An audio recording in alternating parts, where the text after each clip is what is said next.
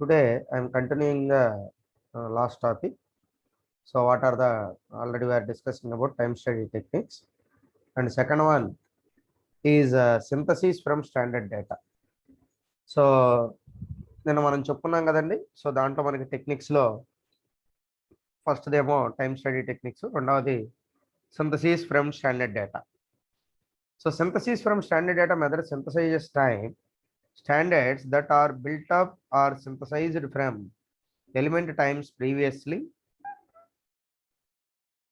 elements time previously obtained from direct time study. So మనకి ఇక్కడ direct time study అంటున్నాడు. So direct time study అంటే ఏంటి? So మనం ఇంకా వేరే ఏది కూడా మనం ఫోకస్ చేయకుండా ఫస్ట్ ప్రయారిటీ మనం దేనికి ఇస్తున్నాం అంటే టైం స్టడీకి ఇస్తున్నాం అనమాట. ఓకేనా? సో టైం స్టడీకి అనేది ఇస్తున్నాం అని చెప్పి చెబుతున్నాడు. ఓకే,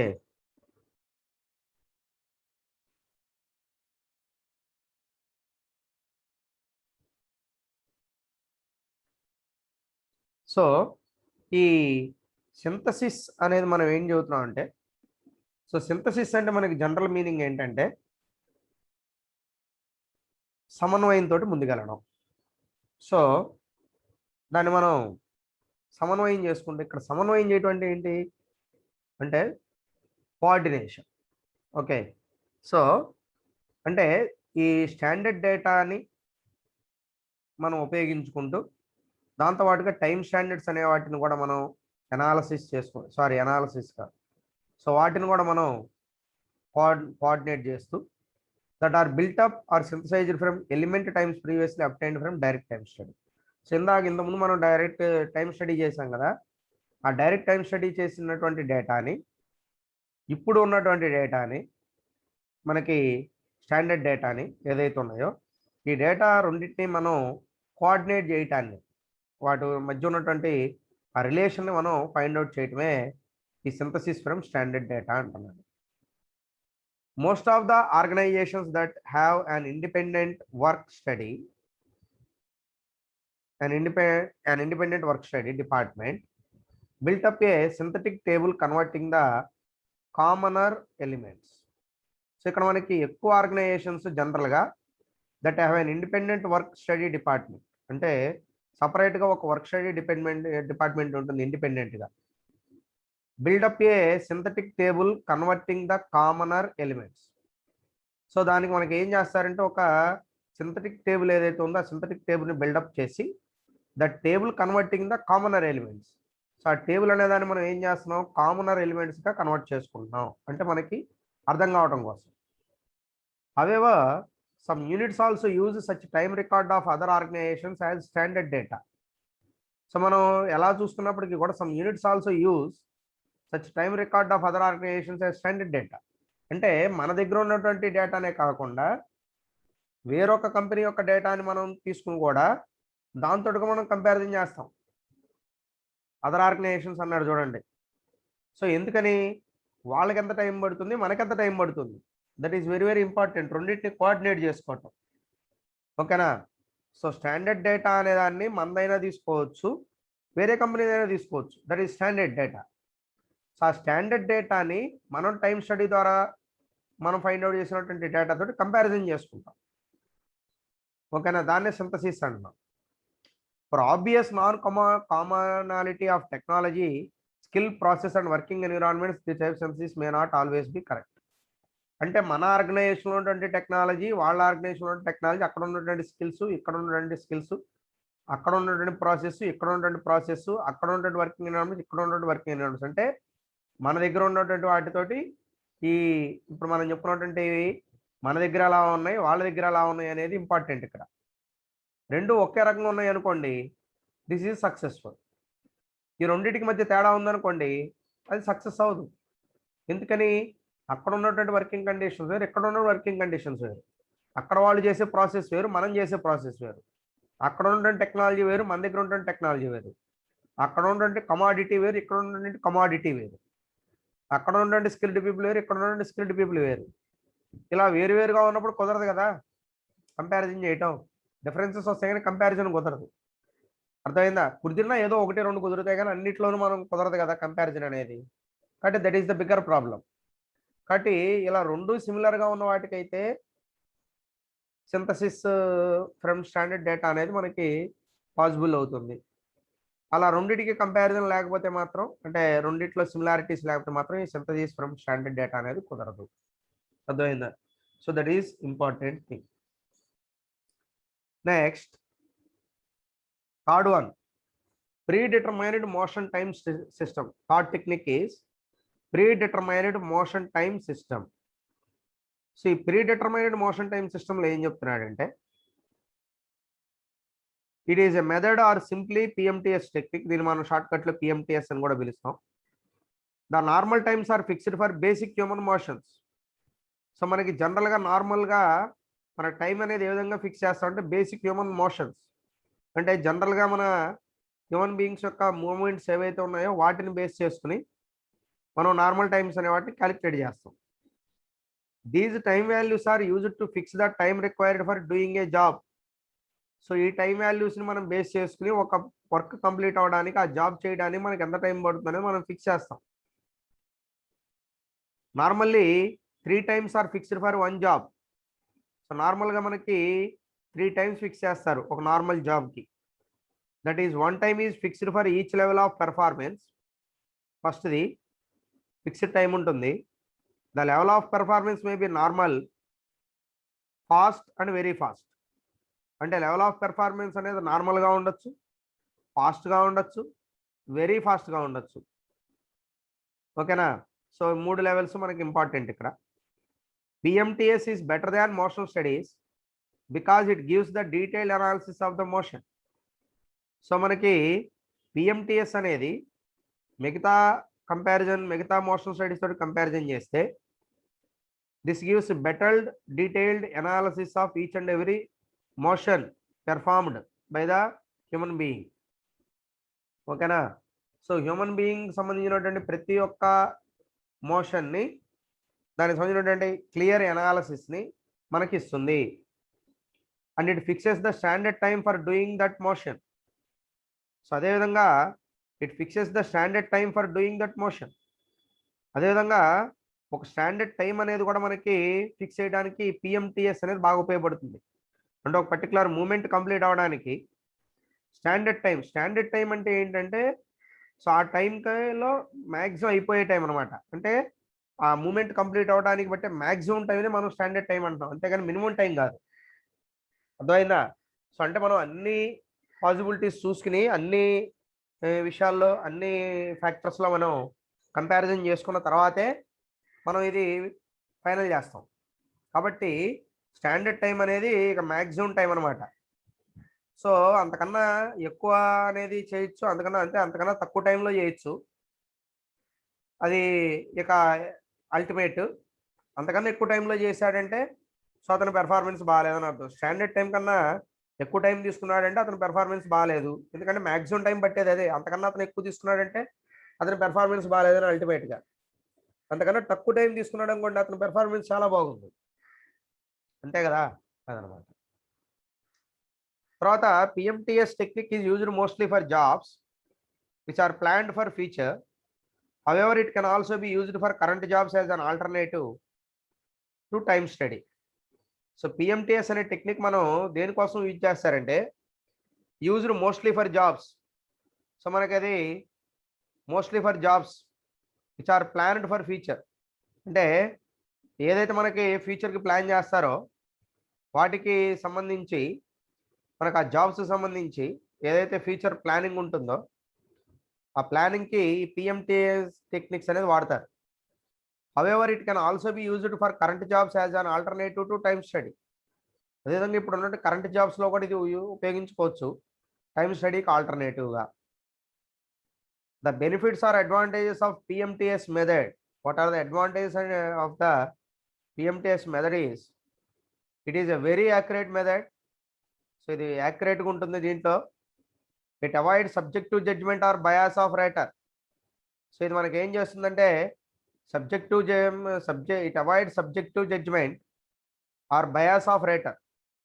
సో రేటర్ బయాస్ అంటే రేటర్ యొక్క బయాస్ అంటే రేటరు ఒకళ్ళు తక్కువ ఇచ్చారు ఒకళ్ళు ఎక్కువ ఇచ్చారు అనేది లేదు, అలా ఉండదు ఇక్కడ. అదేవిధంగా సబ్జెక్టివ్ జడ్జిమెంట్ ఉండదు ఇక్కడ, పెర్ఫార్మెన్స్ మీద బేస్ అయి ఉంటుంది, సబ్జెక్టివ్గా ఉండదు. So it avoid subjective judgement for bias of rater. Then it is an effective and economical method for repetitive jobs of short duration. తక్కువ టైంలో రిపీటెడ్గా చేసేటటువంటి జాబ్స్కి ఈ మెథడ్ అనేది ఎఫెక్టివ్ గాను ఎకనామికల్ గాను ఉంటుంది, అంటే తక్కువ ఖర్చులు అవుతుంది, ఎక్కువ ఎఫెక్టివ్గా ఉంటుంది. There is no interference in the normal work routine and so it does not face any resistance from the employees. కాబట్టి ఈ మెథడ్ని ఇంప్లిమెంట్ చేసేటప్పుడు ఈ మెథడ్ ఎక్కడా కూడా ఒక ఎంప్లాయీ నార్మల్గా వర్క్ చేసుకునే ప్రాసెస్లో ఎక్కడా కూడా దీని ఇన్వాల్వ్మెంట్ అనేది ఉండదు. ఓకేనా? సో ఎవరిని డిస్టర్బ్ చేయదు ఈ మెథడ్. ఈ మెథడ్లో ఎవరిని డిస్టర్బ్ చేయటం ఉండదు, కాబట్టి దీన్ని ఎంప్లాయీస్ రిజెక్ట్ చేయటం అనేది కూడా ఉండదు. కాబట్టి ఎందుకంటే వాళ్ళకి ఎటువంటి ప్రాబ్లం లేదు, కాబట్టి నువ్వు పిఎంటీఎస్ ఇంప్లిమెంట్ చేసుకుంటే వాళ్ళకి వచ్చే నష్టం ఉంది, దీనివల్ల వాళ్ళ వర్క్కి ఎటువంటి ఇబ్బంది లేదు, సో వాళ్ళకి ఎటువంటి ప్రాబ్లమ్ క్రియేట్ కాదు. అటువంటిప్పుడు ఎంప్లాయీ దీన్ని ఎందుకు రిజెక్ట్ చేస్తాడు? అతనికి అవసరం లేదు కదా. కాబట్టి it does not face any resistance అంటే వ్యతిరేకత, ఎంప్లాయీస్ నుంచి వ్యతిరేకత రావడానికి అవకాశమే లేదు ఈ మెథడ్లో. తర్వాత it helps to improve the work methods because it gives a detailed analysis of the motions. తర్వాత ఇది మనకు వర్క్ మెథడ్స్ని ఇంప్రూవ్ చేసుకోవడానికి ఉపయోగపడుతుంది. ఎందువలన? It gives a detailed analysis of the motions. So ఇది మనకి మోషన్స్ గురించి పూర్తి అనాలిసిస్ని ఇస్తుంది కాబట్టి, డీటెయిల్డ్ అనాలిసిస్ ఇస్తుంది కాబట్టి. తర్వాత it is more economical and fast compared to normal time studies. దాంతోపాటుగా మనకి ఇది ఈ ఎకనామికల్గా ఉంటుంది, more economical and fast compared to normal time studies.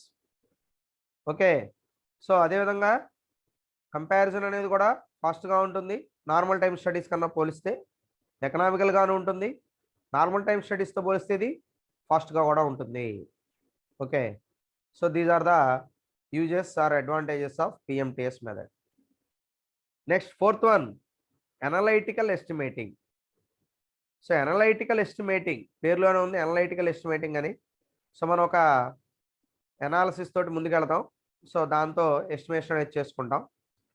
So analytical estimating method or technique is used for fixing the standard time for jobs. So మనకి analytical estimating అనేది ఏ విధంగా ఉంటుందంటే, it is a technique is used for fixing the standard time for jobs.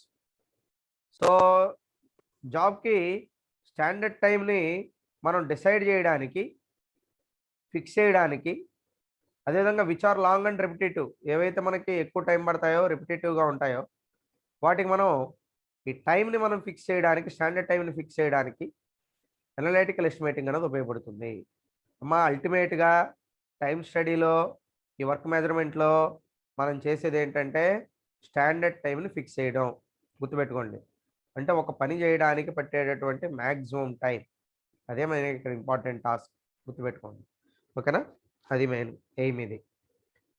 The standard time is fixed by using standard data. ఈ standard time అనేది మనకి ఎలా fix చేస్తారు? స్టాండర్డ్ డేటాను యూజ్ చేసుకుని ఫిక్స్ చేస్తారని చెప్తున్నాడు.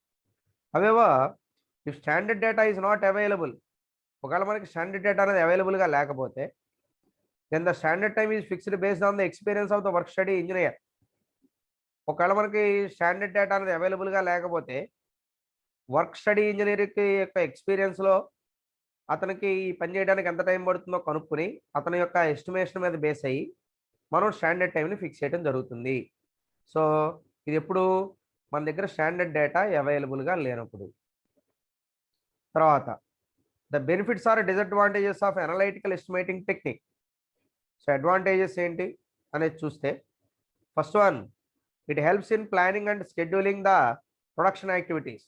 సో మనం ప్లానింగ్ చేసుకోవడానికి, షెడ్యూలింగ్ చేసుకోవడానికి ప్రొడక్షన్ యాక్టివిటీస్ని ఇది బాగా ఉపయోగపడుతుంది అంటాడు, అక్కడ హెల్ప్ఫుల్ అవుతుంది అంటున్నాడు. It provides a basis for fixing labour rate for non repetitive jobs. అదేవిధంగా it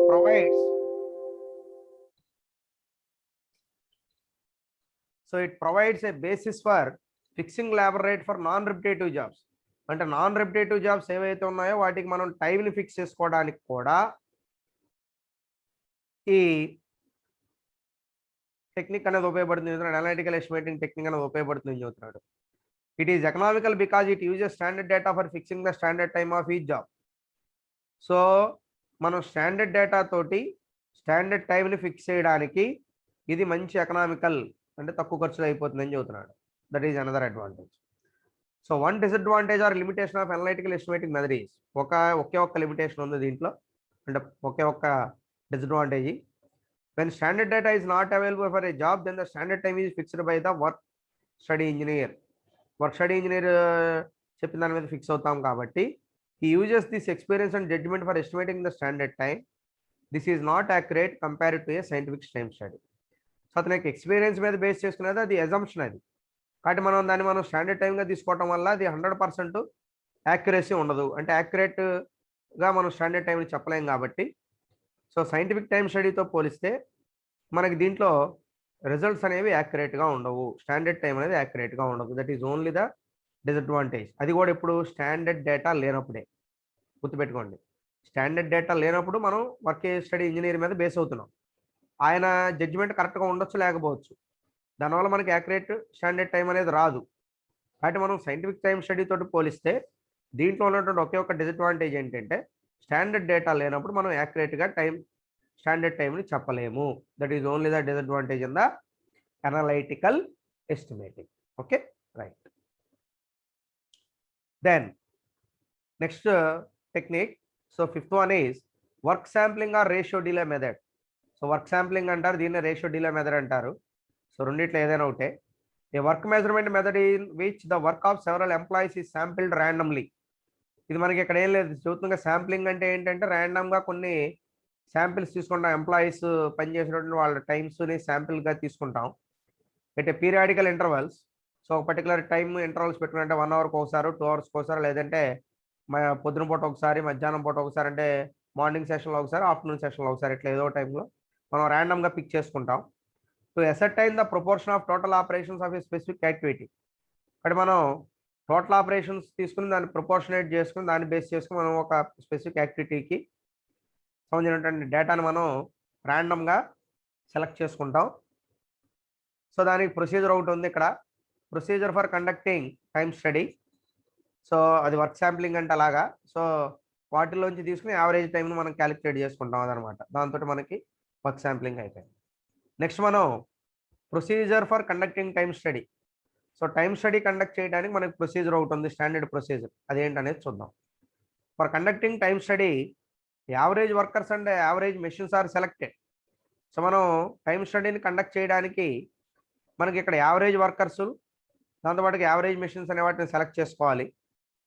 the study ID conducted by the study conducted by the time study expert. So ఈ స్టడీ అనేది ఎవరు కండక్ట్ చేస్తారు? The study is conducted by the time study expert. ఈ time స్టడీ అనేది ఇక్కడ ఈ స్టడీ ఎవరు చేస్తారంటే టైమ్ స్టడీ ఎక్స్పర్ట్ చేస్తాడు, మామూలు వాళ్ళు కాదు కదా, మనకి అంత నాలెడ్జ్ లేదు కదా.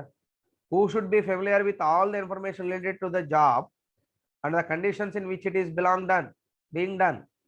సో అతని దాని మీద ఏంటంటే ఆ టైమ్ స్టడీ ఎక్స్పర్ట్కి ఆ జాబ్ గురించినటువంటి పూర్తి ఇన్ఫర్మేషన్ తెలిసి ఉండాలి, దానికి ఫెమిలియారిటీ ఉండాలి అతనికి. And the conditions in which it is being done, conditions అనేది కూడా మనకి important. Time study is performed in the following stages. టైమ్ స్టడీ అనేది మనకి కింద ఫాలోయింగ్ స్టేజెస్లో మనకి చెప్తా ఉన్నాడు. Analysis of work, standardisation of methods, making time study. So దాంట్లో 3 ఫేజెస్ ఉన్నాయి. ఒకటి ఎనాలిసిస్ ఆఫ్ వర్క్, రెండవది స్టాండర్డైజేషన్ ఆఫ్ మెథడ్స్, మూడవది మేకింగ్ టైమ్ స్టడీ. సో ఈ 3 ఫేజెస్ అనమాట.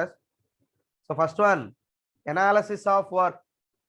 సో దాన్ని మనం వర్క్ ఎనాలిసిస్ అనుకోవచ్చు. So it includes all the tasks performed by the workers, not just the effective work in the end time required for job preparation, cleaning of machine etcetera should also be included. So మనకి ఇక్కడ analysis of వర్క్లో ఏం చెప్తారంటే it includes all the task performed by the workers. So మనకి worker సంబంధించినటువంటి అన్ని టాస్కుల్ని కూడా దీంట్లో మనం ఇంక్లూడ్ చేయడం జరుగుతుంది. Not just the effective work. So effective work ఒకటే కాకుండా మిగతా అన్ని టాస్కులను కూడా దీంట్లో ఇంక్లూడ్ చేస్తారు. In the end time required for job preparation, cleaning of machine etcetera. అంటే టైం ఎంత పట్టింది, క్లీనింగ్ టైం ఎంత పట్టింది, ఇవన్నీ కూడా చూసుకుంటారు. మిషన్ క్లీన్ చేయడానికి ఎంత టైం పట్టింది, అన్నీ కూడా దీంట్లో పరిగణలోకి తీసుకుంటారు.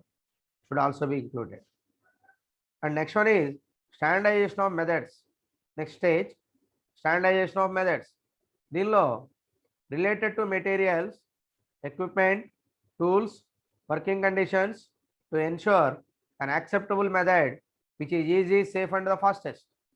సో దీంట్లో మనం చూస్తే కనుక రిలేటెడ్ టు మెటీరియల్స్. సో ఇది మనకి ఎలా ఉంటుందంటే మెటీరియల్స్కి రిలేటెడ్గా ఉంటుంది, ఎక్విప్మెంట్ కానివ్వండి, టూల్స్, వర్కింగ్ కండిషన్స్ ఇవన్నిటికి రిలేటెడ్గా ఉంటుంది. To ensure and acceptable method which is easy safe and the fastest. So ఇది మనకి ఈజీగా ఉంటుంది, సేఫ్గా ఉంటుంది, ఫాస్టెస్ట్గా కూడా ఉంటుంది. అంటే ఏదైతే ఉందో దాన్ని మనం సెలెక్ట్ చేసుకోవాలి. సో తర్వాత making time study. So third step is making time study. So time study is done on a printed time study record sheet. So ఈ టైమ్ స్టడీ అనేది మనకి ఎలా చేస్తారంటే మనకు ముందుగానే ఒక టైమ్ స్టడీ రికార్డ్ షీట్ అనేది ముందుగానే ప్రింట్ చేసి ఉంటారు రెడీగా, which is fixed on a board known as time study board. So దాన్ని మనం టైమ్ స్టడీ బోర్డ్ అనే దాని మీద ఫిక్స్ చేస్తాం. On one corner a stop watch is place.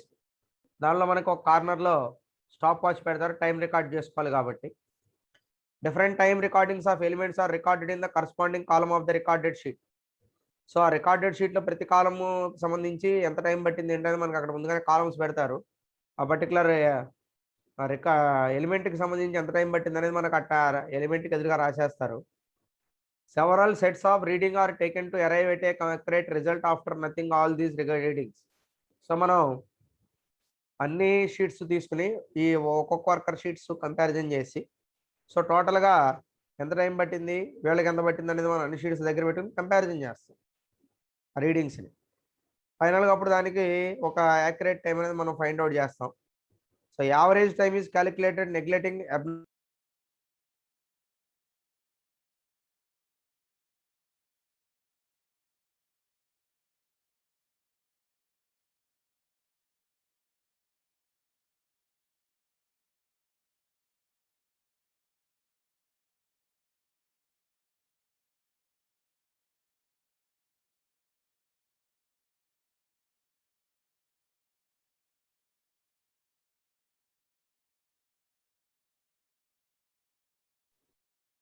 So ఇక్కడ మనం సెవరల్ సెట్ ఆఫ్ రీడింగ్స్ అనేది తీసుకుంటాం, taken to arrive at an accurate result. దాని తర్వాత మనం ఒక యాక్యురేట్ రిజల్ట్ అనేది యాక్యురేట్ రిజల్ట్ని మనం ఫైండ్ అవుట్ చేస్తాం. After noting all these readings, తర్వాత ఎప్పుడు అన్ని రీడింగ్స్ మనం నోట్ చేసుకున్న తర్వాత మనం యాక్యురేట్ రిజల్ట్ అనేది వస్తుంది, దానికి వస్తాము. So average time is calculated neglecting abnormal values. So average time అనేది క్యాలిక్యులేట్ చేస్తాం. సో అబ్నార్మల్ వాల్యూస్ అనే వాటి మనం నెగ్లెక్ట్ చేస్తాం ఏమన్నా ఉంటే కనుక.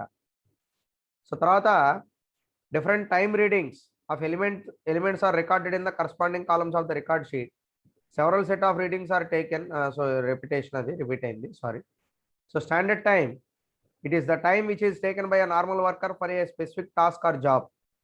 So standard time ante enti, it is a normal time which is taken by the worker doing a specific task or a job. So working under moderate conditions and including other allowances such as fatigue, setting of tool and job, repairing of tool and checking of job, etc. So ఇవన్నీ కూడా ఉంటాయి కాబట్టి దానికి allowances ఉంటాయి, అవన్నీ కూడా include చేస్తారు. అదే fatigue, setting off tool and job అంటే టూల్ని సెట్ చేయటం కానీ జాబ్కి సంబంధించి సో వాటికి ఏమైనా సెట్టింగ్స్ ఉంటే కనుక వాటికి కొంత టైం పడుతుంది కాబట్టి అది కూడా యాడ్ చేస్తాం. రిపేరింగ్ ఆఫ్ టూల్ అది కూడా యాడ్ చేస్తాం. And checking of job etcetera. So checking of job వీటి పట్టే టైం కూడా యాడ్ చేస్తాం. సో ఈ అలవెన్సెస్ అనే వాటి అన్నింటినీ కూడా యాడ్ చేసుకుంటే వచ్చేది మనకి స్టాండర్డ్ టైం. నేను చెప్పాను కదా, సో స్టాండర్డ్ టైం అనేది మనకి పెట్టే time basic time plus allowances. So standard time is the basis for the calculation of wages and incentives.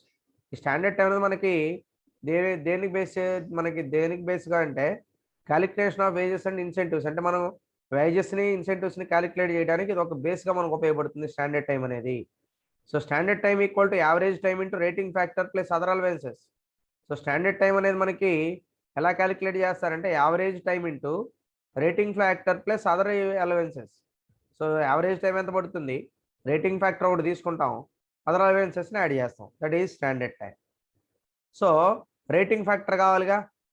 So rating factor ఎలా వస్తుంది? The study engineer multiplies actual time with a factor known as rating factor or levelling factor to set the average time which is a normal worker would take. ఎందుకంటే మనకు ఒక్కొక్కరికి ఒక్కో time పట్టింది కదా average తీసుకున్నప్పుడు. So దాన్ని అందరికి ఈక్వలెంట్గా చేయాలంటే మనం ఒక రేటింగ్ ఫ్యాక్టర్ పెట్టుకుంటాం. అంటే స్టాండర్డ్గా 10% అనో 20% అనో 30% అనో మనం ఒక రేటింగ్ ఫ్యాక్టర్ పెట్టుకుంటాం.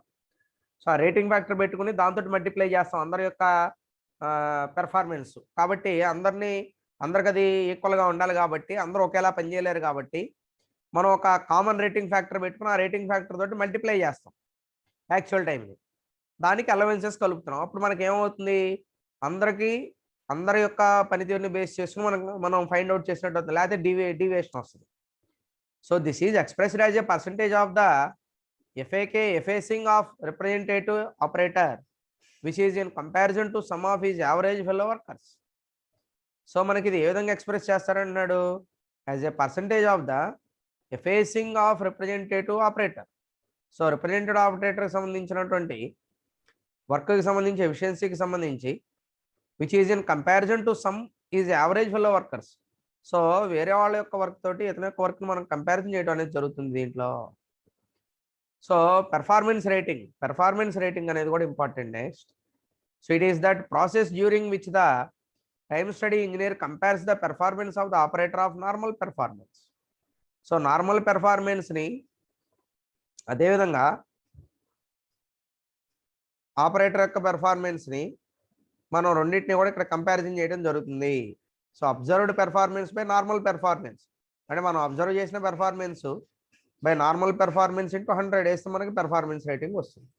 సో రేటింగ్ అనేది ఎప్పుడు 100%లో ఉంటుంది కాబట్టి so performance rating equal to observed performance by normal performance into 100. So the rating can be standard rating, normal rating.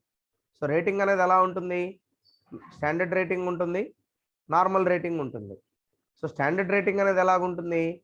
A qualified worker will naturally work if he is motivated to apply himself to his work at the average rate of pace. ఓకేనా? So qualified వర్కర్ని తీసుకుంటే with naturally work if he is motivated to apply himself or his work at the average rate of pace. So average rate of పేస్లో ఒక qualified వర్కర్కి ఎంత time పడుతుంది, అతను motivate చేసి ఎంతవరకు పని చేయగలడు అనేది మనకి స్టాండర్డ్ రేటింగ్లో వస్తుంది. సో నార్మల్ రేటింగ్ అనేది ఎలాగొస్తుంది? సో నార్మల్ రేటింగ్ అనేది మనం తీసుకుంటే నార్మల్ రేటింగ్ అనేది it is an average rate or pace at which a qualified worker will naturally work even if has no specific motivation to apply himself to this work. Okay, so మనం average rate అనేది మనం తీసుకుంటే or pace at which a qualified worker will naturally work even if has no specific motivation to apply himself to this work. Okay, so average rate or pace, మనకి average rate కానివ్వండి లేదంటే pace at which a qualified worker will naturally work, okay, even if he has no specific motivation. So దాంట్లో మనకి ఒక specific motivation లేకుండా నార్మల్గా మనం తీసుకుంటే యావరేజ్ రేట్లో ఎలా పనిచేస్తున్నాడు ఒక క్వాలిఫైడ్ వర్కర్ అనేది తీసుకుంటే దాన్ని మనం నార్మల్ రేటింగ్ అని చెప్పి చెబుతున్నాం. To apply himself to this work అంటే వితౌట్ మోటివేషన్, ఆయన్ని మనం మోటివేట్ చేయకుండానే వాళ్ళు పనిచేసే టైం అయితే పడుతుందో దాన్ని మనం నార్మల్ రేటింగ్గా తీసుకుంటున్నాం. సో తర్వాత రేటింగ్ టెక్నిక్స్. సో రేటింగ్ టెక్నిక్స్లో మొట్టమొదటిది speed rating. So speed rating consist of determining the speed of the operator's movements in relation to a normal pace as a factor and applying it to each element so as to get the normal time for the element. So speed rating అనేదాన్ని మనం ఏ విధంగా కనుక్కున్నామండి? Speed of the operator movements అదొకటి, in relation to a normal pace as a factor. So normal face అనేది మనం తీసుకుంటే normal పేస్లో operator యొక్క మూమెంట్స్ ఏ ఉంటుందో అతని యొక్క స్పీడ్ ఏ విధంగా ఉంటుంది. And applying it to each element, దాన్ని మనం అన్ని ఎలిమెంట్స్కి అప్లై చేస్తున్నాం. So as to get the normal time for the element, దాంతో మనం నార్మల్ టైం అనేది మనం ఫైండ్ అవుట్ చేయగలుగుతున్నాం. సో ఇక్కడ మనం రేటింగ్ అంటే ఏంటి, వర్కర్ స్పీడ్. స్టాండర్డ్ రేటింగ్ అంటే speed expected from the worker. So మనం ఎంత స్పీడ్ వరకు ఎక్స్పెక్ట్ చేస్తున్నాం వర్కర్ నుంచి అనేది స్టాండర్డ్ రేటింగ్. రేటింగ్ అనేది worker speed. So normal or basic time equal to observe time into rating by standard time. So normal or basic time అనేది మనం ఎలా కనుక్కుంటాం, observe time into rating by standard time. Observe time ఒకటి చూస్తాం, దాన్ని rating తోటి multiply చేస్తాం by standard timing. Okay.